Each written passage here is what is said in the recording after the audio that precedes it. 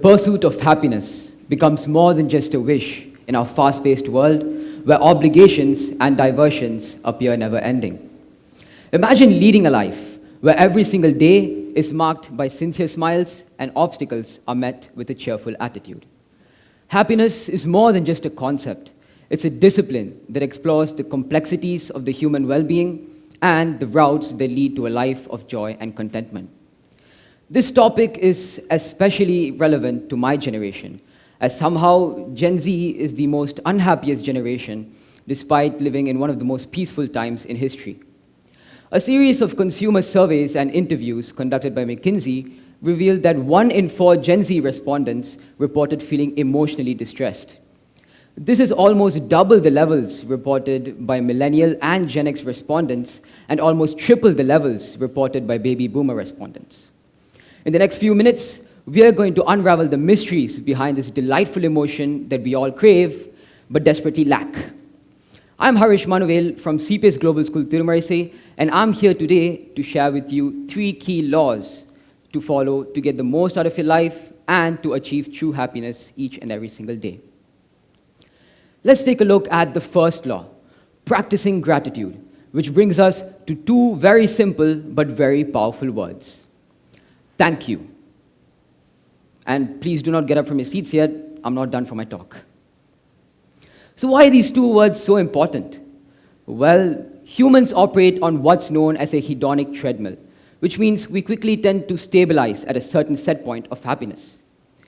Take this for an example. Imagine buying a new phone that you've had your eyes on for a while. A super sleek and modern design that's all you've ever wished for, and you've been saving every last penny for it. You feel inexplicable happiness each time you hold it in your hands, and you almost never want to leave it. However, as with material things, the novelty of it wears out, and eventually it becomes another monotonous part of your daily routine. You no longer experience that same sucker punch of dopamine that you felt when you first bought it. So, how do we overcome this ominous and intimidating treadmill? It seems as though it's impossible to escape its clutches. It seems as though all the satisfaction you gain from achievements just goes down the drain after a while. How do we preserve this happiness? This is where the magical and underrated practice of gratitude journaling helps us. This simple tool allows us to be more thankful and satisfied with what we have, which in turn makes us happy. Gratitude journaling helps train your mind to focus on the positive even in the midst of challenges. It's been shown to increase happiness, reduce stress, and improve overall well-being. The practice encourages you to notice and appreciate the richness of your life, ultimately contributing to a more joyful and contented outlook. So, how do we utilize this tool? The most important and useful aspect of gratitude journaling is your ability to be as specific as you want with it. Remember, this journal should serve you as your personal guide.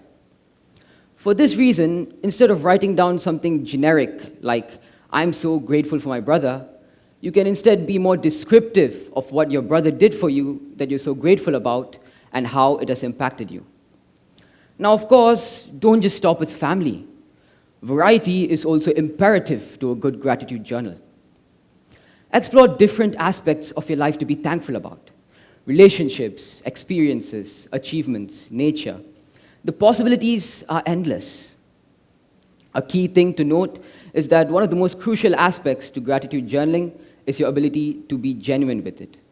Remember, there are no wrong or right answers, so you can write about whatever that makes you happy that you're grateful about.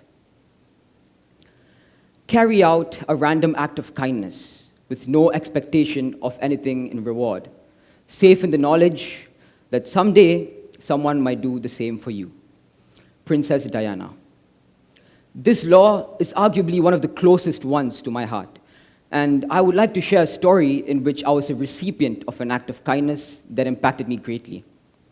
I was the captain of an Infocom club back in 2018 in my old school in Singapore, and as part of an experiential learning program, my school brought me and a few other club captains to Vietnam to experience their culture and to collaborate with the local Vietnamese school. It was my first time in a foreign country, and like my peers who would accompany me, I was extremely excited. During the trip, we went to a village which was quite far from the city and the hotel we were staying in. Being the playful kid that I was, I left my group and wandered off alone, and surprise, surprise, I got lost. Paddy fields and lush green vegetation everywhere, but not a single teacher or classmate in sight. Very naturally, I started to bawl my eyes out. Could you imagine being 11 years old, stuck in a random village in the middle of an entirely different country? I thought I'd never see my parents again. There were many people who just walked by me, ignoring me, wailing at the top of my lungs. Suddenly, I felt a tap on my back. And when I turned around, I saw an elderly man with a straw hat looking at me with deep concern on his face. He saw my school uniform and probably figured that I was separated from my group. With a huge smile on his face, he pointed towards his road and then excitedly gestured at my shirt. He told me to get onto his bullock cart, and though I was reluctant, I had no other choice. While we were on the move, he kept talking to me, and even though I didn't understand a single word, I understood that he was trying to console me and cheer me up. After a while, I finally saw my teachers in the distance, and I immediately pounced out of the bullock cart and ran towards them at breakneck speed, completely forgetting to thank the man. However, what I remember the most that day was not the fear I felt, or even the relief I felt when I finally reunited with my group. It was the man's hearty laughter as he saw me scramble towards my teachers. On that day, the elderly man did something for me with no expectation of anything in return, despite him presumably having a long and grueling day working at the paddy fields. Our bodies produce this wondrous chemical called oxytocin, which is responsible for the warm feelings of connectedness we experience when we do something nice for someone. The best part about this chemical is that, weirdly enough, it is contagious.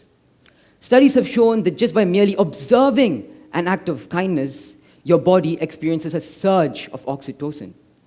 We feel happy when we do something nice for someone, the same way we feel happy when someone does something nice for us.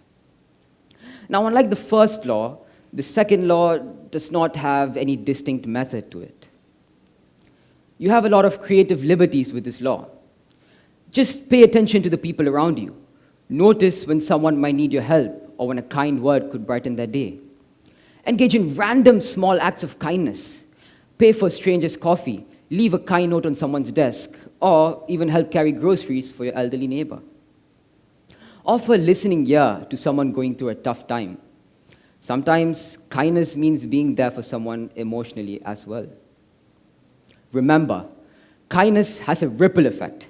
Your small act of kindness can inspire others to do the same, kickstarting a chain reaction of positivity, making the world a better place for everyone. We are easily distracted by our minds. Most of the time, our thoughts are either in the far future or in the past, planning, stressing, thinking back, fantasizing.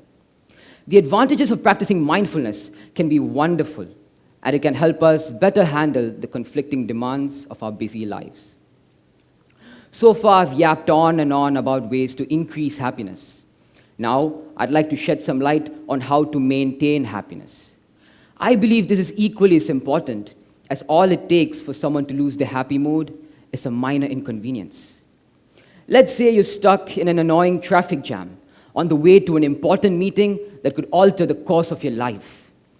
You wait for hours, yet the traffic just doesn't seem to budge. You begin questioning your life decisions, and you start to think that the universe is conspiring in a grand scheme to prevent you from getting a promotion. Eventually, your negative thoughts turn into a reality, and all of a sudden, you go from being hopeful to being sad. But wait, what if you practice the third law of mindfulness? You first acknowledge your anger and frustration. You realize consciously that you're getting upset and that your stress levels are rising. You take a few deep breaths and focus on the sensation of each breath entering and leaving your body. This helps calm your nerves and creates a moment of pause. You then practice positive self-talk by telling yourself, I can't control the traffic. However, I can control my reaction to it. Getting angry simply won't help. I'll get there when I get there. Just by simply being aware of your emotions and responding to them intelligently, we can be happy virtually all the time. There is a story usually attributed to the Native American tradition which strongly illustrates my previous point. A child asks a village elder, "I have two wolves fighting within me. One wolf is angry, hasteful, and evil. The other wolf is kind, compassionate, and patient." The child asks, "Which wolf will win the fight?" The village elder responds, "Whichever one you feed."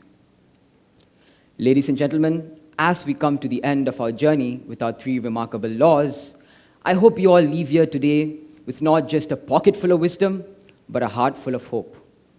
But let's not forget, it's not about us as individuals. It's about us as a collective, as a community, and as a world.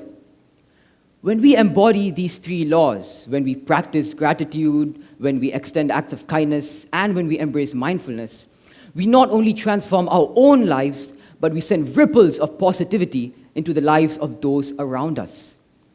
In the end, my friends, the happiness hypothesis isn't a mere theory. It's a blueprint for a brighter, more fulfilling existence. As we step out of this room today, let us be change makers, the architects of a world where happiness isn't a distant, unattainable star, but rather a cherished companion. In the pursuit of happiness, truths may be challenging, and some daring choices may be uncomfortable. Yet, within these moments of vulnerability lie the keys to unlocking lasting joy. Are you ready to embrace them? Thank you.